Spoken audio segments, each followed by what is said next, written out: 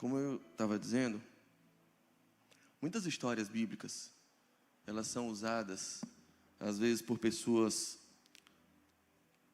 ou pouco instruídas ou mal intencionadas, com o objetivo de difamar a palavra, com o objetivo de robustecer teses, às vezes ligadas ao ateísmo, ligadas a correntes que afrontam diretamente a palavra.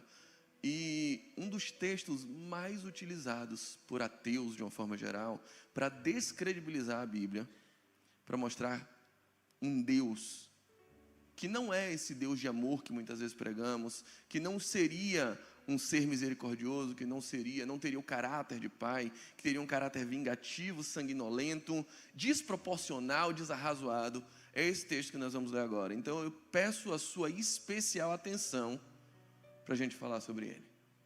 Ele está no segundo livro dos Reis, no capítulo 2, no verso 23.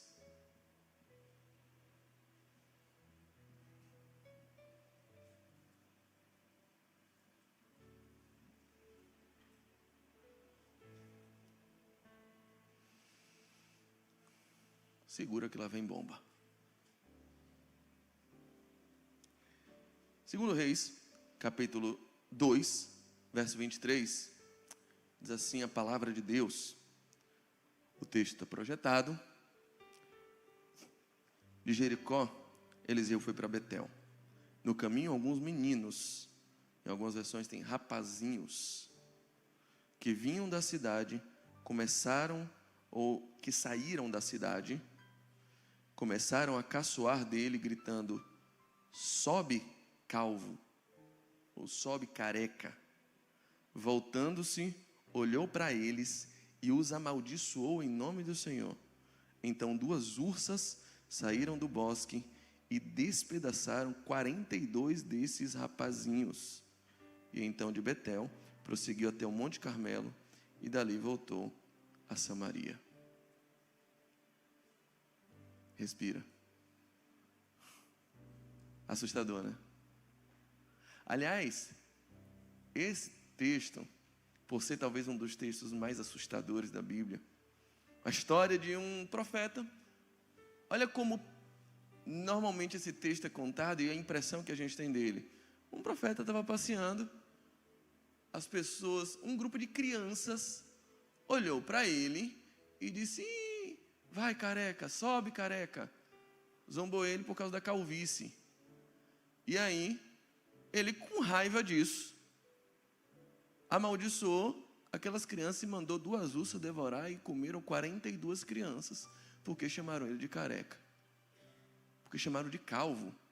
E assim nasceu o calvinismo, inclusive. Por isso que eles são tão invocados, os calvinistas. É brincadeira, não foi assim não, mas foi parecido. E aí muitas pessoas pegam esse texto e aí produzem toda sorte de memes, produzem imagens que ficam afrontando: é esse o Deus de amor de vocês? É esse o Deus que ama crianças? E dizem histórias que não contam na igreja. Pronto, estou contando. Onde está seu Deus agora, teu? Vim contar essa história para vocês hoje. Primeiro porque eu não tenho medo da Bíblia. E outra coisa, se você tiver coragem de perguntar, a Bíblia sempre vai ter coragem de responder. E é importante se debruçar diante dele. Aqui, 42 crianças zombam da careca de Eliseu. Aí Deus é amor. Aí o que ele vai fazer? Educar crianças? Não, matar crianças. Castigar? Dar cabelo para Eliseu? Não, aí ele mata ali. Olha os memes. Aí Deus é amor, aí com a caveira. O Deus que mata crianças, só porque chamaram um profeta de careca. Será que foi isso mesmo que aconteceu? Pronto, chega de meme, Rodrigo. Pô, você fica botando meme no meio da pregação? Não entendo. Fui eu que pedi, gente. O Rodrigo tá de parceria. Será que foi isso mesmo que aconteceu? Essa história precisa ser e merece ser contextualizada para que você entenda. Eliseu é um homem que foi tocado pelo profeta Elias. Elias, o homem de Deus conhecido de Israel, um homem poderosamente usado por Deus, um homem que bate de frente com o reinado de um rei iníquo, que se envolve com a rainha pagã, perversa e cruela, que é Jezebel, e o rei Acabe, um homem fraco, que deixa a mulher governar de forma tirana, de forma astuta, de forma absurda, aquele povo. E aí Elias bate de frente com ela, contra o governo dela, e vai criando, vai se estabelecendo como um homem com uma referência de Deus naquela população, naquela cidade, a ponto de ser extremamente respeitado por todos. Eliseu, em um determinado momento, vendo que Elias havia tocado nele, e Elias sabendo que Deus já estava preparando um substituto para ele, Eliseu se afeiçoa a Elias e começa a andar com ele. E aí naquela época, a Bíblia diz que existia uma escola de profetas, vários homens se preparando para serem profetas. Elias sabia disso, Eliseu sabia disso, mas chega um determinado momento, Eliseu chega para Elias, nesse capítulo aqui, ele se aproxima, e aí você vai ver no verso 9, que depois de atravessarem rios juntos, Eliseu chama Elias e diz assim: eu tenho um pedido para te fazer. Elias diz para ele: pode pedir o que você quiser. Ele: posso mesmo? Eu quero porção dobrada do teu espírito. E esse pedido tem que ser interpretado à luz da história. Quando Eliseu está pedindo porção dobrada do espírito de Elias, ele não está pedindo para ser 2 vezes mais usado do que Elias. Ele não está pedindo: você tem espírito? Eu quero ter 2 vezes teu espírito. Não é isso que ele está pedindo. Aquele pedido é um reconhecimento como se fosse de paternidade.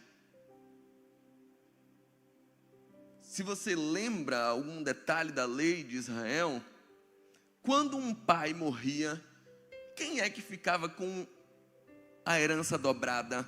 Quem levava mais 2 vezes a herança em relação aos outros filhos? O primogênito. O que Eliseu está pedindo aqui não é para ter 2 vezes mais unção do que Elias. Ele está pedindo para ser reconhecido como primogênito de Elias. Ele diz: eu quero ter porção dobrada em relação aos demais. De todos os filhos que você tem, de todos os sucessores que você tem, eu quero ser o primogênito, eu quero ser o novo homem de Deus aqui. E aí Elias olha para ele e diz: rapaz, dura coisa pediste. Que pedido audacioso você fez. Pode existir alguma coisa dura demais para Deus? Não é duro para Deus, é duro para Eliseu. Você pediu um negócio complicado. Você está pedindo para ser o homem de Deus aqui. Você está pedindo para ter inimizade gratuita com os poderes dessa terra. Você está pedindo para muitas vezes ser gratuitamente perseguido só porque deu ouvidos à voz de Deus. É isso que você quer? Dura coisa pediste. Que pedido audacioso. Mas você pode ganhar isso. Você pode ser o meu sucessor direto, reconhecido como se fosse o meu primogênito, se você me vir no momento em que eu for tomado e levado aos céus. Ou seja, se você estiver comigo até o último momento, como um filho que cuida da morte do seu pai, como se fosse isso, o filho mais responsável da casa. Se você estiver comigo até o último momento, até o momento da minha despedida, aí você vai ser o novo homem de Deus para Israel. E a partir daquele momento, Eliseu gruda em Elias. E as pessoas estão lá perguntando: rapaz, seu senhor vai ser tomado.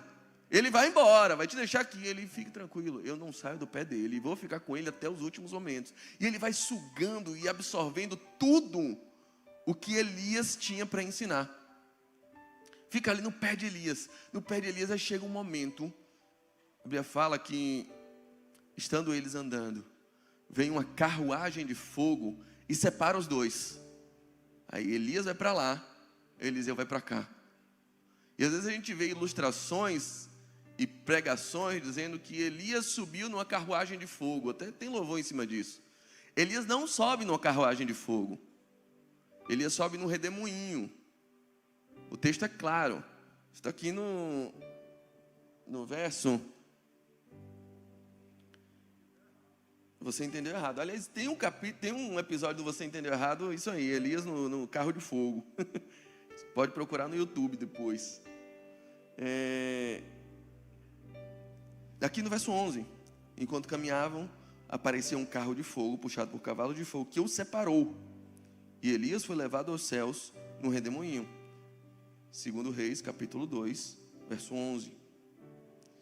Quando Eliseu viu isso, ele gritou: meu pai, tu eras como os carros de guerra e cavaleiros de Israel.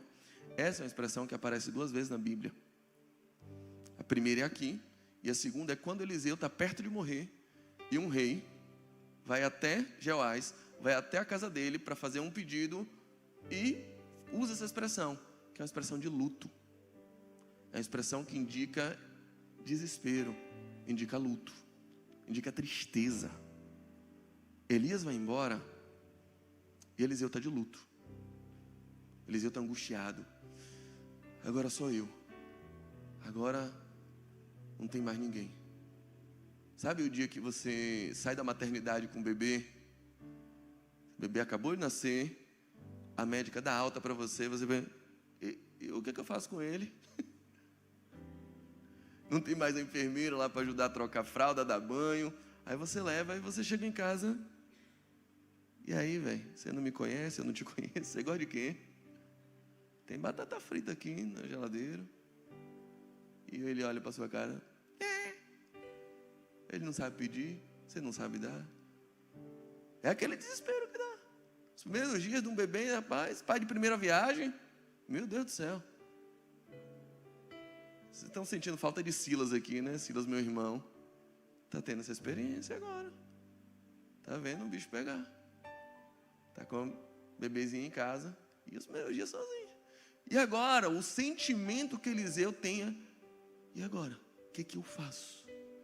Eliseu tinha acabado de ver Elias abrindo um rio inteiro para eles passarem.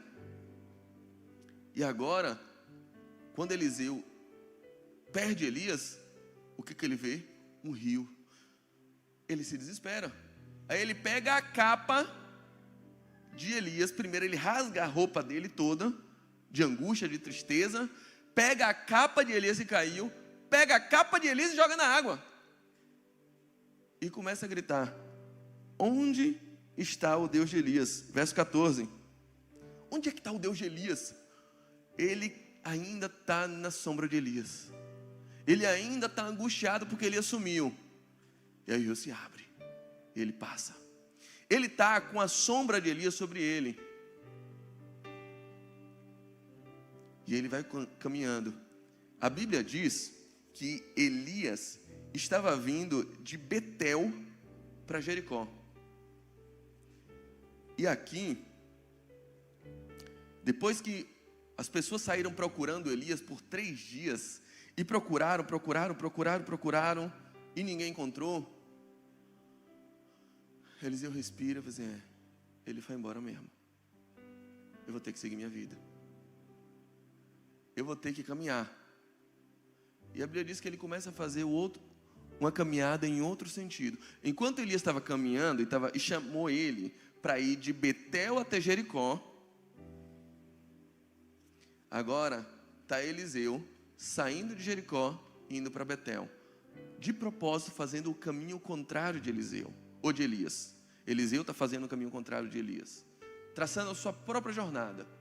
Mas aí vem um grupo grande, de muita gente. Em primeiro lugar, a gente tem que identificar que grupo é esse. A expressão hebraica é nahar, que a gente traduz por rapazinhos, aqui na minha versão está como meninos, e que as pessoas maldosamente gostam de ler como crianças. Essas pessoas não são crianças. O nahar, na cultura de Israel, era sobretudo alguém com idade de casamento. Tinham no mínimo 13 anos de idade, que é a maioridade entre eles. E 13 anos para aquela cultura era um adulto. era um adulto. Tanto é que quando Absalão dá um golpe de estado em Davi e está traçando uma batalha entre eles, Davi fala para que os soldados deles tomassem cuidado com o Nahar Absalão, menino de barba na cara, tomando o trono do pai, tomando as mulheres do pai, e Davi o chama assim. Ele ainda era um Nahar, era um rapazinho, um jovem. Então aqui não são crianças. Essa expressão, ela sempre, na maioria dos textos, está traduzida como moço, rapaz. Pessoas inexperientes, mas consideradas já adultas naquela cultura. Jovens. Para nós seriam entre adolescentes e jovens. Um grupo gigante. A trajetória que Eliseu estava fazendo era uma trajetória de uma subida íngreme, ou como diz aqui na Bahia, uma subida íngreme. Uma subida muito perversa, saindo de um lugar praticamente no nível do mar para um outro 800 metros acima do nível do mar, a pé. Uma subida absurda. E no meio dessa subida, ou no início dessa subida, os jovens encurralam ele e começam a fazer 2 trocadilhos. O primeiro é: suba agora, calvo. Subir, ou seja, subir aquela ladeira. E também o trocadilho em alusão à subida de Elias. Elias escapou. Vamos ver se você escapa. Suba agora também. Eu quero ver. Um grupo muito grande. O que está acontecendo aqui? E outra, por que essa ênfase no calvo? Eu confesso que eu leio esse texto e eu me ofendo. Não gosto que me chame assim também. Mas a ênfase é principalmente porque, se você for olhar em 2 Reis, capítulo 1, versos 7 e 8, só existe uma característica física de Elias que é mencionada na Bíblia. A gente não sabe nada sobre Elias. A gente não sabe se Elias era ruivo, se era negro, se era alto, se era baixo. Mas se a gente olha esse texto, 2 Reis 1, 7,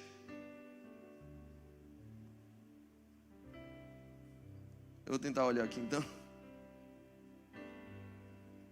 Foi. Alguém pergunta a aparência de Elias. Qual era a aparência do homem que veio ao vosso encontro e vos falou essas palavras? Pega na ACF. Pronto, corrigido e fiel. Eles lhe disseram: era um homem peludo. É a única coisa que se fala sobre a característica física de Elias na Bíblia. O que está acontecendo aqui? Eliseu está sendo colocado em xeque. Primeiro, sendo ameaçado por um grupo durante uma subida, dizendo: suba você também. E outra: você é careca. Bom era o outro, que era peludo. Era o cabeludo Elias. Em algumas versões estava vestido numa roupa de pele. Mas penso que essa versão é mais correta. Assim entende, por exemplo, a tradição judaica. E assim é retratado Elias como um homem peludo. Ao contrário de Eliseu, que era calvo. Ou seja, você não é tão bom quanto ele. Você não é profeta de verdade. Você é um charlatão. Você é um mentiroso. Esse é o contexto do que está sendo vivido ali. O cenário era possivelmente, ou muito provavelmente, aliás, tem um outro dado textual, e eu estou perdendo um tempo nisso para a gente entender o contexto, e daqui a pouco eu vou falar de algumas lições que esse texto traz para a gente. Mas eu estou perdendo tempo de propósito para explicar o texto. Ele usa uma expressão, e as expressões elas são muito próprias no hebraísmo, quando ele diz assim, no verso 23, no caminho, alguns meninos saíam da cidade, gritando: sobe, calvo. Os meninos saíam da cidade ao encontro de Eliseu, e em seguida veio Eliseu os amaldiçoou, e então 2 ursas saíram do bosque. A expressão é a mesma para dizer E para enfatizar que muito provavelmente o intento também era o mesmo. Do mesmo jeito que as ursas saíram contra os meninos, contra os jovens saíram contra Eliseu. Por que eu estou dizendo isso? Provavelmente é um cenário de legítima defesa. Um cenário onde o cara está acuado, o grupo era tão grande que dos que as ursas pegaram foram 42, mas eram mais. As ursas pegaram 42, mas era um grupo, possivelmente mais de 100, juntando para pegar um homem. Para zombar de um homem, não era simplesmente me reter porque me chamou de careca, não é só isso.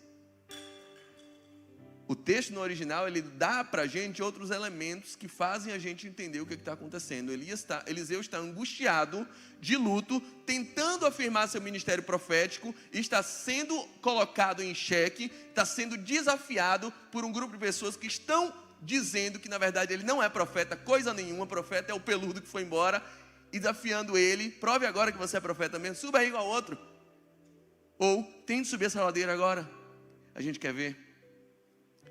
E Eliseu não tem outra alternativa, outra saída, outra ação nesse texto, a dizer, clamar pelo nome do Senhor e amaldiçoar aqueles homens em nome do Senhor. E então Deus aparece na história e vem em favor dele. E eu quero agora, entendendo esse contexto, compartilhar algumas lições para vocês. Hoje de manhã, se você não ouviu a palavra de hoje de manhã, ela foi extremamente libertadora, sobre a relação com o passado.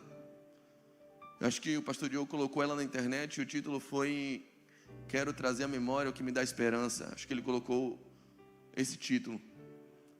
Se você não estava aqui hoje de manhã, não assistiu online, marque para assistir depois. Palavra linda, sobre uma relação positiva com o passado. O passado traz uma riqueza de eventos que aconteceram e que podem nos inspirar ao futuro, podem nos deixar tranquilos. Por exemplo, todas as vezes que eu lembro de tudo que Deus já fez por mim, todos os livramentos que Ele já me deu, todas as bênçãos, as portas abertas que eu já experimentei por intervenção do poder da mão e do braço forte do meu Deus, isso me faz lembrar que o mesmo Deus que agiu por mim no passado, não me abandonará no presente e estará comigo no futuro. O passado, ele nos inspira e nos dá uma margem de segurança para não viver ansioso e não viver uma idolatria do futuro, para não ficar excessivamente angustiado com o que vem durante essa semana. Por que eu não estou angustiado com essa semana? Porque na semana passada, eu lembro o que eu vivi, e eu lembro do Deus que me guardou, e do Deus que proveu tudo que eu necessitava. Eu olho para o passado, buscando ferramentas, elementos, o bastante, para que a minha memória seja agitada, no sentido de resgatar a esperança necessária, para não ter medo do futuro, para não ter agitações e ansiedades com o que vem pela frente. Mas tem um outro extremo, de pessoas que estacionaram no passado, e que até hoje não conseguem se conformar com o fato de que o que passou, passou. Não conseguem se conformar com a oportunidade perdida,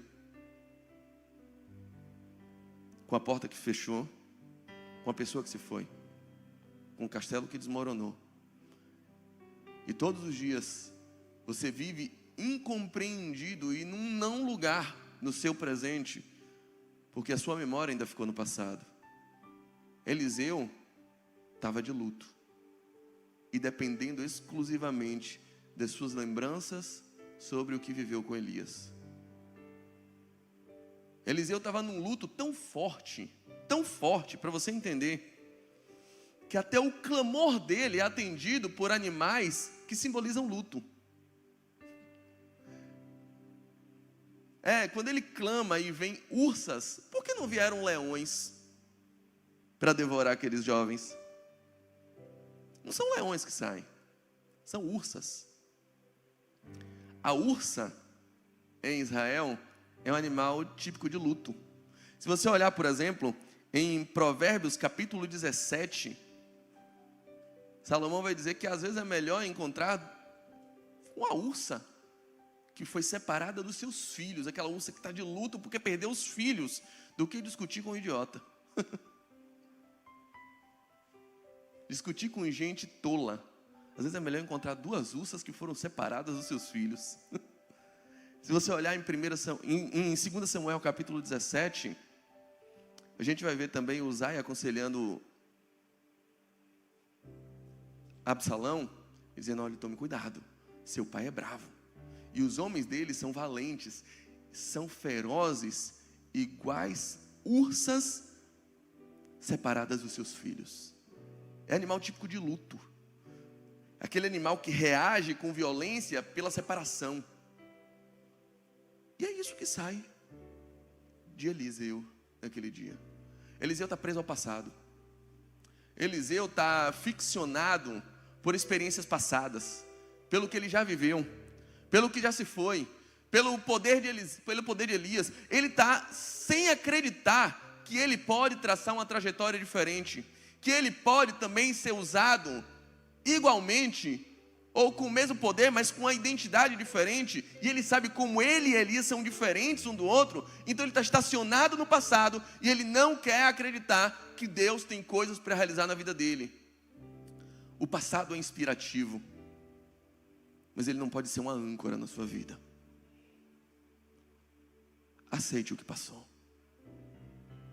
Aliás, o poeta Belchior vai dizer que o passado é uma roupa velha que já não cabe mais.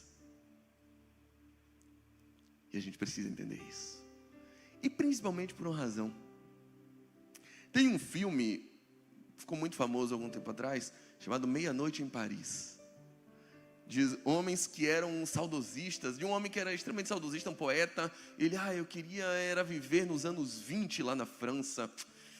Esse que eram os anos maravilhosos. Esse que eram os anos mais brilhantes da humanidade, os poetas. Aí um dia ele consegue avançar no tempo e volta para os anos 20. E encontra os poetas que ele admirava. Encontra Hemingway. E aí quando chega lá no meio dos caras, os caras estão tudo desgostosos. Rapaz, bom mesmo era nos anos 1880. Estão saudosistas também. Eliseu está saudosista por Elias. Mas sabe quem era Elias? Se você olhar quem era Elias, Elias é o homem que chora, e você vai olhar em 1 Reis capítulo 19, verso 4, que chora, desiludido quando é perseguido por Jezebel, e ora pedindo a Deus para morrer. E sabe por que ele pede para morrer? Porque ele não é melhor do que os pais. Ou seja, bom mesmo era no passado. Porque ele de novo está olhando para o passado. Eliseu está olhando para o passado e dizendo, bom mesmo era no tempo de Elias. E Elias está olhando para o passado dizendo, bom mesmo era no tempo dos meus pais. Certamente eu estou falando com pessoas que estacionaram sua esperança num tempo longínquo. Uma experiência que já não faz mais sentido para você. Num relacionamento que você não cultivou e por culpa sua ou culpa dos outros, se perdeu. E você não consegue desenvolver absolutamente nada no presente, não consegue olhar para o futuro, porque ao invés de o passado ser uma válvula de esperança para você, ser uma ilustração perfeita do que Deus pode fazer e já fez e que ainda fará, não. O passado acabou sendo um verdadeiro sombreiro sobre sua vida e te impede de caminhar. Eliseu ainda vivia isso, esse apego ao passado. E ali, Deus está chamando ele para fazer uma trajetória diferente. Ei, eu não te chamei para ser outro Elias. Eu te chamei para te usar com suas características. Deus tem um plano para você, diferente do plano que Ele tem para mim. Você acredita nisso? Deus não quer você se comparando com absolutamente mais ninguém. E essa é a segunda coisa que eu preciso te dizer. Elias não foi usado com mais e nem com menos poder do que Eliseu. Elias foi usado de um modo diferente. Imagina Eliseu olhando o Instagram de Elias, eu nunca vou ter esses seguidores todos. Olha como a vida de Elias é feliz. Outro dia eu estava aconselhando uma jovem, isso aconteceu aqui. Ela chegou para mim, pastor, eu estou desiludida. Por quê? Porque eu estou olhando o Instagram de todo mundo, na igreja está todo mundo feliz. É mesmo, ela é. E aí pior, eu fui olhar o meu Instagram e eu descobri que eu também estou feliz.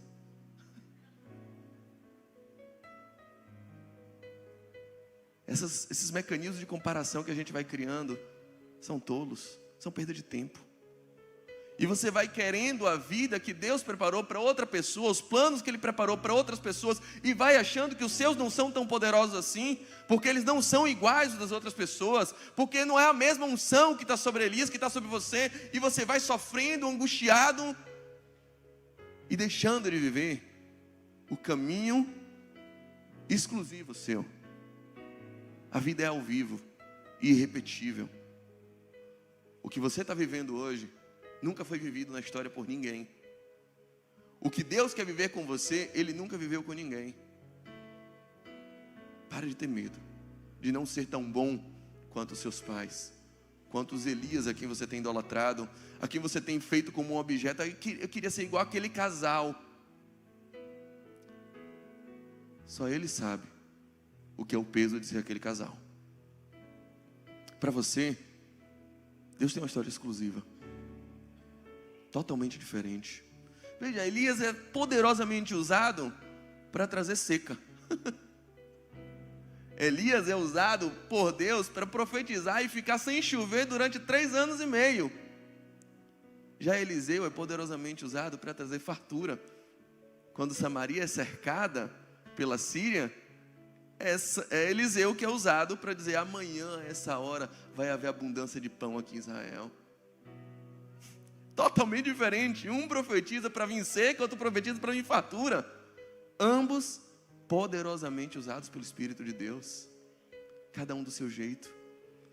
Querido, Deus tem uma relação absolutamente pessoal com você que nunca vai ter comigo. Deus vai falar com você de um jeito que eu nunca vou ouvir. Deus fala comigo coisas que, se você ouvisse, caia para trás.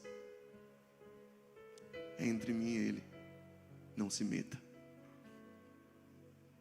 Não queira repetir. Não queira imitar. Não é assim que funciona. A história de outras pessoas podem inspirar a sua, mas jamais podem ser copiadas por você. A história de Deus com Elias era absolutamente única. E Deus tinha uma história igualmente única para viver com Eliseu. Deus tem coisas maravilhosas, absolutamente inéditas, para viver com você e para realizar na tua vida. Coisa que Ele nunca fez na vida de ninguém, Ele quer fazer na tua. Outra coisa que eu preciso te dizer: sabe por que Elias não passava por isso? Por essas afrontas, por essa desconfiança? Porque Elias era isoladão. Elias era quase inacessível. Elias andava sozinho. Elias era o homem da caverna, do deserto, que não andava no meio da multidão, não andava no povão. Elias não pegava baba, não jogava futebol. Elias não ia na Fonte Nova. Elias não participava de GC. Meu GC é eu e Deus no monte, no Horebe. O GC de Elias é o GC da caverna, ele, só ele. É o secreto.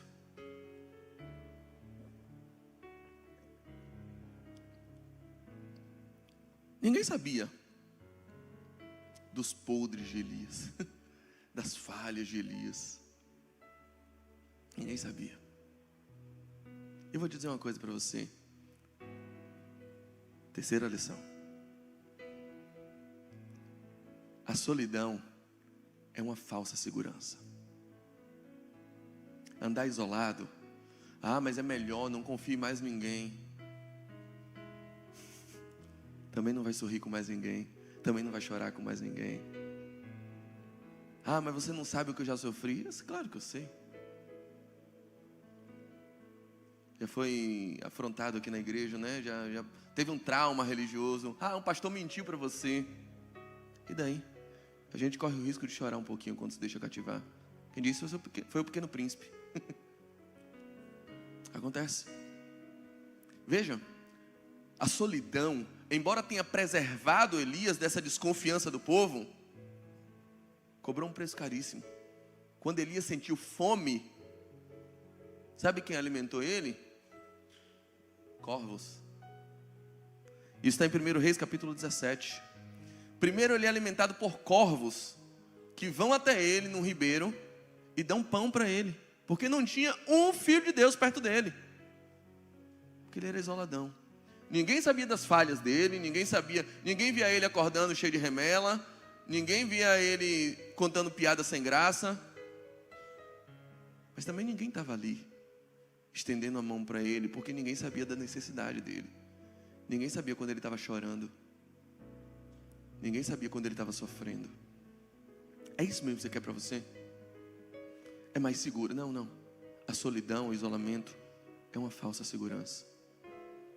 É por isso que eu não acredito no evangelho perfeito que não envolva igreja, congregar, estar com irmãos, estar com pessoas. Eu não acredito. São pessoas falhas? São. São pessoas imperfeitas? São. Mas são essas pessoas que Deus vai te usar para te alimentar na hora da sua fome. Deus chama Elias e diz: vai até a Sarepta, e lá vai ter uma mulher que vai te dar de comer. É uma mulher que não tinha nada, e Elias tem que pedir a ela: olha, cara de pau, a mulher está sem nada. Para ela tem uns cavacos ali, meu irmão, um pouquinho de farinha para ela e para o filho dela, para morrer ambos. E Elias tem que ter a cara de pau de chegar lá e pedir: não, primeiro me dê, faça primeiro para mim, e depois eu dou um jeito de orar ao Senhor para multiplicar essa farinha. Se você não me der, eu vou morrer. Elias tem que passar por isso. Eliseu não. Se você reparar, Eliseu em 2 Reis capítulo 4, no verso 8, ele chega na casa de uma mulher, e a mulher chama ele para comer. Ele chega para se hospedar. Uma mulher rica, ele vem para se hospedar, para dormir num quarto. A mulher: não, toma aqui minha cadeira, coma aqui com a gente. A mulher que oferece comida. Por quê? E aí vem a quarta lição. Se a solidão é uma falsa segurança, a comunhão é uma exposição necessária. Andar com gente pode te machucar, mas pode salvar a sua vida. Se abrir seu coração para novas relações. Por que Eliseu era alguém que estava o tempo todo sendo colocado em xeque? Porque as pessoas conheciam Eliseu. Eliseu era um homem do povo.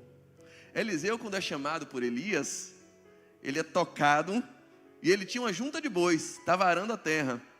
Ele falou assim: esses bois não quero mais não. Sabe o que ele faz? Ele pega o carro de boi dele, toca fogo, pega os bois tudo, faz churrasco e chama o bairro todo, bota na laje e faz um churrascão para todo mundo. Vai ter churrasco, virei profeta. E é isso que faz. Ele chama o povo. Eliseu quer o tempo todo estar com o povo. Isso tem um preço, porque o povo vê ele acordando, o povo vê ele nas brincadeiras dele, o povo descredibiliza ele, porque ele não tem a aura de intocável que Elias tinha. E agora ele está sofrendo por um povo que acha que tem intimidade suficiente para chegar a ele. E agora, careca, você é profeta coisa nenhuma, rapaz? Eu estou ligado, eu vi você no baba ali. Você deu um carrinho por trás no cara e você é profeta, rapaz? Deixa eu te dizer, Deus não te chamou para ser um ET. Ser servo de Deus, ser amigo de Deus, não quer dizer ser uma pessoa isolada, desconectada, descontextualizada com o mundo. Não. Deus te chamou para você ser uma pessoa que espelha Cristo no mundo. E quem era Cristo? O que escandalizava os fariseus, porque andava, comia e bebia com pecadores. Era um homem de multidão. Era um homem do povo. Era um homem do abraço. Era um homem que chamava as pessoas para dentro da casa dele e que ia para a casa dos outros. Era um homem que partia pão com gente que talvez eu e você não partiríamos. Esse era Jesus. Portanto, o evangelho não vai te separar dos seus amigos. O evangelho vai te tornar ainda mais desejável para eles e influenciador deles. O evangelho vai te tornar mais solícito. O Evangelho não vai te alienar da realidade. O Evangelho vai te tornar uma referência onde você chegar. É nesse Evangelho que eu acredito. Hoje é dia de ceia na casa de Deus. E toda vez que tem ceia, a gente tem uma oportunidade poderosíssima de lembrar por que somos igreja. Por que somos igreja? Por que você está aqui? Às vezes a gente coloca uma perspectiva de culto em que às vezes a gente coloca um ambiente preto, apaga a luz e diz: esqueça de quem está do seu lado. Eu quero dizer que isso não é a realidade de um culto que agrada a Deus. O culto que agrada a Deus é: lembre que tem alguém do seu lado agora. Porque o culto só é culto quando é uma reunião de família. Você não precisa vir à igreja para encontrar com Deus. Você poderia fazer isso numa caverna, como Elias fez. Você poderia fazer isso no deserto, no seu carro, no seu Uber. Quando você veio de Uber, quando você veio de carro, quando você veio de ônibus, você veio de metrô, Deus veio com você. Ele não estava aqui te esperando, não, Ele veio no seu caminho. Foi Ele que te guardou até aqui. Foi Ele que te conduziu até aqui. Você precisa vir à igreja para encontrar com seus irmãos, com as pessoas que Deus levantou para serem parte da sua vida. Você veio aqui para contar o seu problema para alguém. Você veio aqui para se expor suas feridas e dizer: me ajudem, porque sozinho eu não consigo. Você veio aqui para chorar com os que choram, para se alegrar com os que se alegram. Mas e se fizerem fofoca comigo? Sei lá, eu vou orar por você. Mas às vezes eu vou te dizer, pelo medo de escolher um Judas, a gente não faz amizade com Pedro, com João, com Bartolomeu, com Mateus, com outro Judas que era bom, com Tiago maior, com Tiago menor. Jesus escolheu 12, um não prestava. Talvez o que não presta é você mesmo. E tem um monte de discípulos te aturando aqui. Mas eu vou dizer, na igreja tem lugar até para Judas. Até para ele tinha um lugar na mesa. Ele que quer sair. Mas Jesus chamou. Jesus chamou. Tem lugar para você também. Mas o mesmo lugar que tem para você, tem para mim. Então me suporte. Me ature em nome de Jesus. O mesmo lugar que tem para mim e para você, tem para tantos outros. Falhos, chatos, mas poderosos em oração. Pessoas que vão lembrar de você na hora da sua angústia. Eu creio sinceramente que hoje de noite é uma noite de cura aqui na igreja. É uma noite de tratamento. De corações que foram feridos no passado, que foram machucados, que carregam dores, carregam cicatrizes, e que não conseguem trilhar o seu próprio caminho por conta de experiências passadas, por conta de um luto que talvez já esteja se tornando patológico, pela esperança que falhou, o castelo que desabou, os projetos que estão em ruínas. Eu não vou te dar falsas esperanças. Talvez ele não volte para casa. Talvez já não haja mais reconciliação. Talvez essa porta tenha realmente fechado. Talvez a cura não venha. Talvez esse castelo realmente tenha ruído. E qual é o papel de Deus nisso? Ele não evitou a tragédia, Ele não fez um milagre, não. Mas Ele continua aqui, de mão estendida, para dizer: ei, eu estou aqui para a gente reconstruir junto, para você trilhar a sua própria história. Levanta, vamos sair de Betel, vamos para Jericó, vamos subir, vamos sair de Jericó, vamos para Betel, vamos fazer a nossa própria trilha. Eu não vou dizer que tem um Deus para cada um aqui, não tem, o Deus é único. Mas a forma como Ele fala com você, Ele nunca falou comigo. Ele tem uma relação pessoal e personalizada com cada um de nós. Deus usou Eliseu de um jeito que nunca usou Elias. Nunca. Elias foi para um tempo, Eliseu foi para outro tempo. Eu quero dizer que Deus pode te usar de um jeito que nunca ninguém foi usado na face da terra. Que você pode chegar em níveis de intimidade com Deus que ninguém nunca chegou. Mas é o seu nível, não é mais nem menos. É a sua relação com Ele. Talvez as suas feridas ainda estejam te fazendo ser incrédulo, ser duvidoso demais. Mas eu creio que hoje é dia de cura. E a ceia é um excelente momento para isso. Eu já queria passar para esse momento da ceia agora. Sentados mesmo, eu vou convidar quem é que pode cear. Não é isso que a gente vai fazer, não crivam. Está com dízimo em dia? Pode cear. Você não ofertou, né? Come só meio pão, tá? Ceia não é mérito. Ceia também não é um meio de exclusão. Olha, você está em pecado, não pode cear. Você fez isso, não pode cear. Não. A ceia não é um meio de desgraça. A ceia é um meio de graça, de inclusão. A ceia é um chamado para todo mundo que não quer viver mais para si mesmo, que não quer mais viver isolado, para aqueles que querem sair da caverna e que querem fazer parte de um povo falho, de uma família cheia de defeitos, mas talvez a família que será levantada por Deus para te alimentar na hora da sua fome, para te esquentar no seu dia frio. Talvez a família que será o seu norte no dia da noite escura, o seu farol. Para aqueles que vão dobrar os seus joelhos, como os intercessores estão fazendo hoje, e no meio da madrugada, sem ninguém para aplaudir, sem ninguém para estar lá fazendo um rios por você, botando seu nome no stories, sem ninguém para te tornar famoso, enfrentar um urso e um leão para proteger você em oração. É quem vai jejuar pela sua vida, é esse povo, é quem vai te alimentar. É um absurdo que você, crendo em Deus, seja alimentado por corvos, sendo que Deus te levantou para fazer parte de uma família. É um absurdo. Eu ficaria triste se eu soubesse que meu irmão está passando fome e eu não tomei sequer ciência disso, e que precisou aves irem lá levar pão para o meu irmão. Não é isso.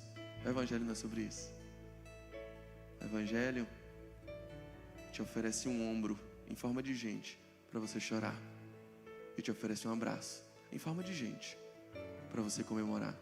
Se você quer viver isso, a ceia é para você. Paulo diz: examine-se o homem a si mesmo e coma.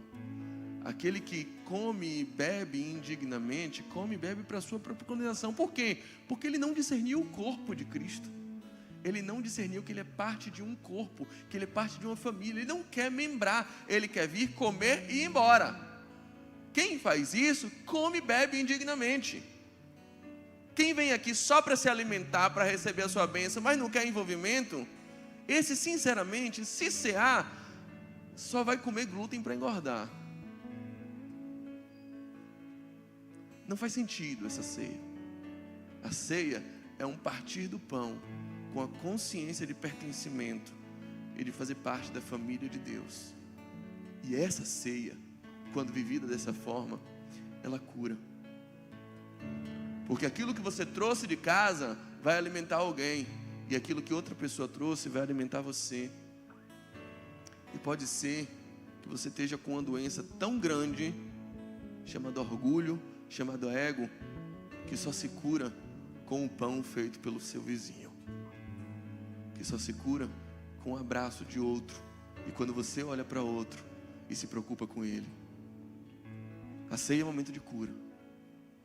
E se você quer ser curado, em nome de Jesus, de todas as marcas que te separam, que dizem dentro do seu coração que toda igreja é igual, que todo pastor vai mentir para você, vai te enganar de novo, que todo relacionamento vai ser tão abusivo quanto foi aquele no passado, que já não tem mais esperança para você, que todo novo projeto vai ser a mesma coisa, as pessoas vão te invejar, vão querer te derrubar, vão puxar teu tapete. Se você quer ser curado disso, eu não vou apelar para uma oração sobrenatural, não. Eu só vou te convidar a ser corpo, a discernir o corpo e a ser família de Deus. A gente vai cantar um louvor e você vai ter a oportunidade de buscar no Senhor essa cura. Como? Dizendo: eu quero fazer parte da família de Deus.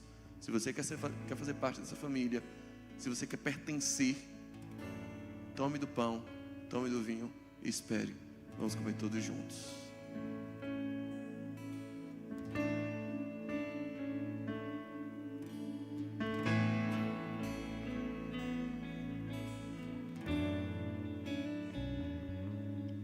Teu sangue leva-me além, a todas as alturas, onde ouço a tua voz. Fala de tua justiça pela minha vida. Jesus, este é o teu sangue.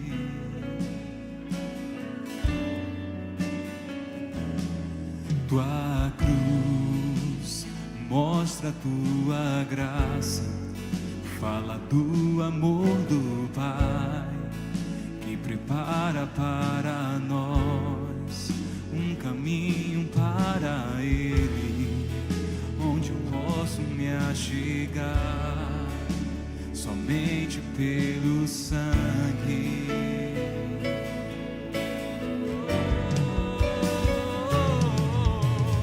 Que nos lava dos pecados,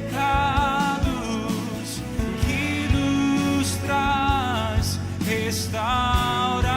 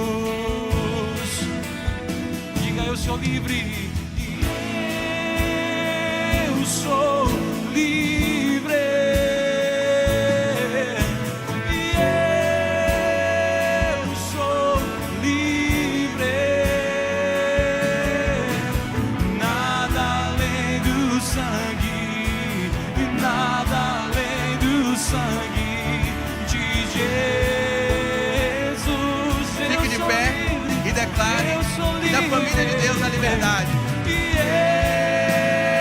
Eu sou livre.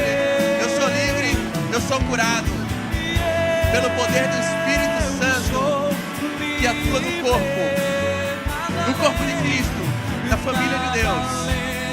A cura, a libertação, há uma nova história, há uma nova trajetória pessoal, inédita,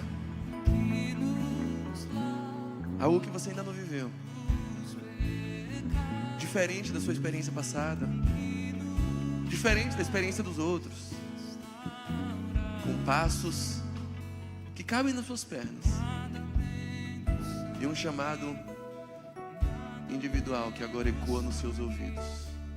Vem, levanta, vamos reconstruir o que desabou. Vamos para uma nova trajetória.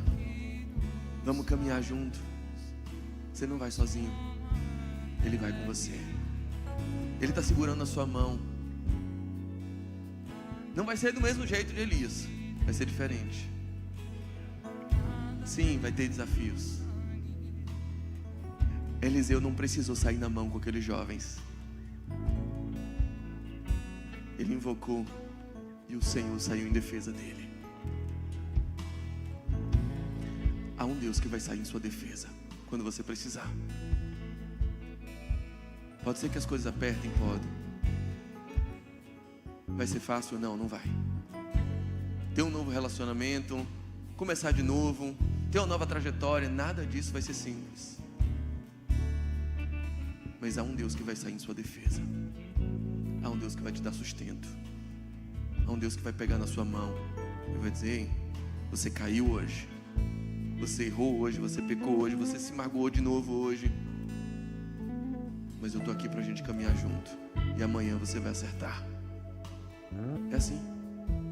A trajetória vai ser assim. Deus tem o jeito dele de te usar. É só você, de um jeito inédito, totalmente novo. Você quer? Esse pão é isso. Quando a gente come do pão, Jesus diz: esse pão é o meu corpo, partido por vós. Faça isso em memória de mim. Quando a gente come desse pão, eu estou dizendo: eu quero ter uma aliança com o seu corpo, Deus, com o corpo de Cristo. Quando eu como o pão, eu estou aceitando o meu irmão. Eu estou dizendo: eu te aceito como meu irmão, eu aceito a igreja. O pão é isso. Alguém me perguntou uma vez: então pode cear todo mundo que aceita Jesus? Eu disse: não. Pode cear todo mundo que aceita o seu irmão. Na parábola do filho pródigo, o filho mais velho diz assim: esse teu filho gastou tudo, ou seja, ele não é meu irmão. E o filho mais velho é a única pessoa que não entra para a festa. Na parábola, é a única que não participa da festa. Só senta na mesa quem consegue chamar de irmão aquele que o pai chama de filho. Se você aceita o corpo de Cristo, se você quer recomeçar, se você deseja de novo fazer parte de uma igreja, não precisa ser essa não, viu? Tem muita igreja boa em Salvador. Pode ser voltar para a sua igreja, de onde você saiu. Pode ser aqui. Mas é preciso chorar com os que choram, se alegrar com os que se alegram. É preciso voltar a ser família. O pão é para isso. Se você deseja abraçar o corpo de Cristo, discernir o corpo de Cristo, pertencer a uma família, pegue esse pão e coma.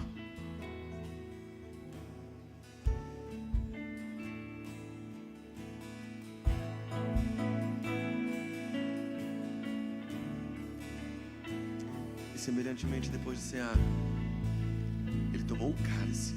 E aí Jesus disse: se o pão é o corpo,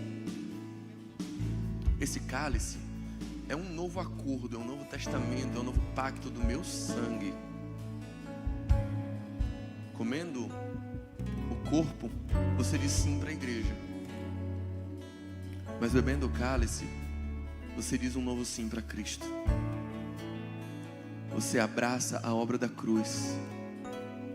Você entende que Ele pode o que você não pode, que Ele sabe o que você não sabe, e que só há um jeito de conseguir ser pleno na vida, sabendo que não depende de você ser salvo, não depende do que você faz, mas do que Cristo fez por você na cruz. Nós estamos abraçando a obra de Cristo e reconhecendo que precisamos renovar o nosso pacto com Ele. Precisamos renovar a nossa dedicação, a nossa confiança nele. Como é que vai ser o futuro? Eu sei lá, quem sabe é Ele. Eu posso planejar? Posso. O coração do homem faz planos, mas de Deus vem a resposta verdadeira. É nele que eu estou confiando. É nele que eu me espelho. Ele é o meu tesouro. Ele é minha garantia. Ele é meu seguro de vida. Meu seguro de vida chama Cristo. Eu não tenho como garantir os meus dias futuros. E não vou andar ansioso com isso não. Eu entrego e lanço todo o meu cuidado sobre Ele.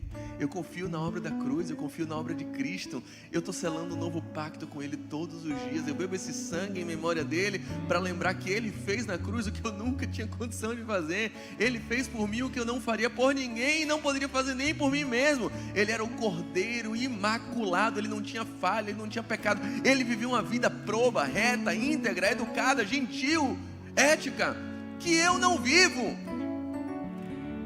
E mesmo assim foi morto. Ele suportou o peso da ira de Deus, a separação com o próprio Pai. Ele se separou do Pai dele para que eu e o Pai dele ficássemos juntos para o resto da vida. Ele deixou de ser um unigênito para virar primogênito. Na cruz ele foi rejeitado para que eu fosse aceito. Na cruz ele morreu para que eu tivesse vida. Na cruz ele se enfermou para que eu tivesse cura, para que eu tivesse saúde. Na cruz a história dele foi abreviada para que a minha fosse continuada e recomeçada. Na cruz ele morreu para que com ele eu pudesse ressuscitar.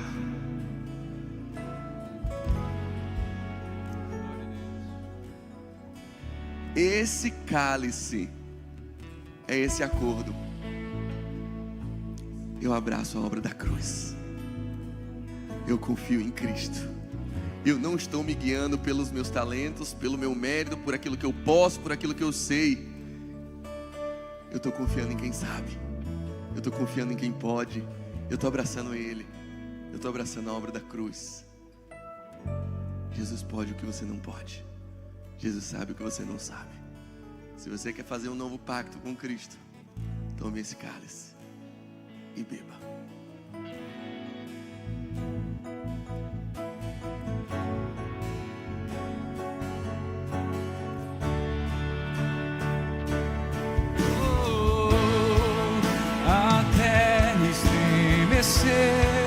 O sepulcro se abriu e nada vencerá seu grande amor. Ó morte, onde estás? O Rei ressuscitou, Ele venceu para sempre, para sempre.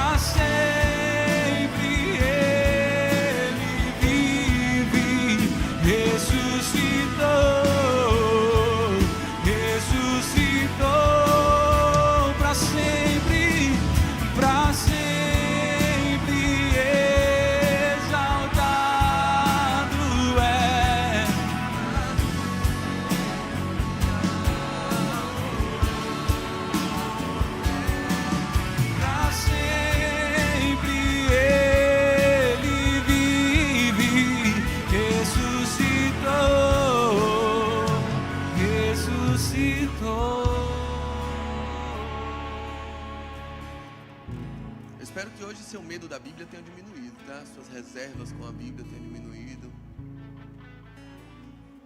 Deus não erra. E a Bíblia tem, para mim, todas as respostas. Se você tiver coragem de perguntar, ele vai ter coragem de responder. Não coloque sua incredulidade, suas ressalvas, seus receios, seus traumas acima do que Deus pode fazer por você e na sua vida e através de você. Se você tem dúvida, é bastante natural, pergunte a Deus, Ele vai te responder. Transforme isso em ímpeto para conhecer e prosseguir em conhecer. Não estacione na dúvida. Vá lá. Deus tem caminhos, tem respostas para você, sem dúvida nenhuma. Elas podem te surpreender.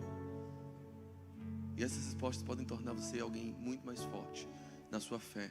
A nossa fé não nos aliena e não nos impede de perguntar, muito pelo contrário. A fé não impede você de ter dúvidas e questões, desde que essas dúvidas e questões sejam levadas a Deus. Sem dúvida nenhuma, eu creio piamente nisso. Você encontrará as respostas que satisfarão e darão plenitude ao seu coração. Feche seus olhos, vamos orar.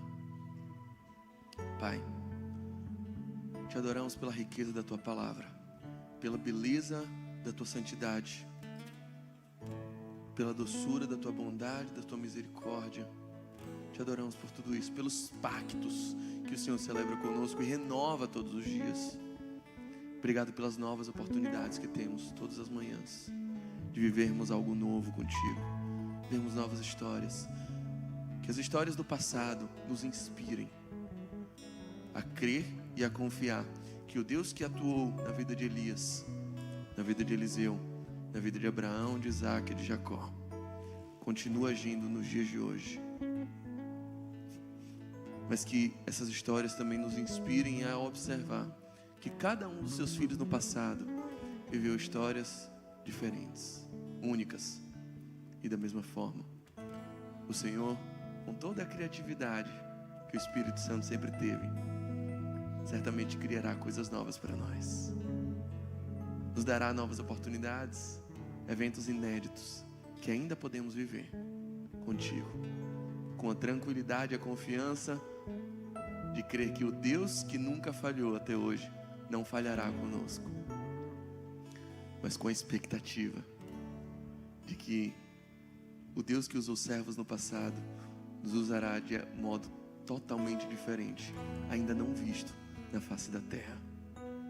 Que o nosso coração seja uma terra fértil para a tua semente e que o Senhor pouse em nós para nunca mais sair. E no teu nome nós dizemos que o perfeito amor de Deus, o Pai celestial e amoroso, que a graça salvadora de Cristo, redentiva e incondicional, que a comunhão terapêutica, curativa do Espírito Santo, que nos devolve o sentimento de família, que nos faz chorar com os que choram, nos alegrar com os que se alegram, que nos faz sentar à mesa do banquete e sermos servidos pelo Pai de família. Que a comunhão do Espírito Santo esteja sobre todo o povo de Deus, desde agora e até o céu. Amém, amém e amém. Que o Senhor te dê uma excelente semana e te conduza em segurança ao seu lar.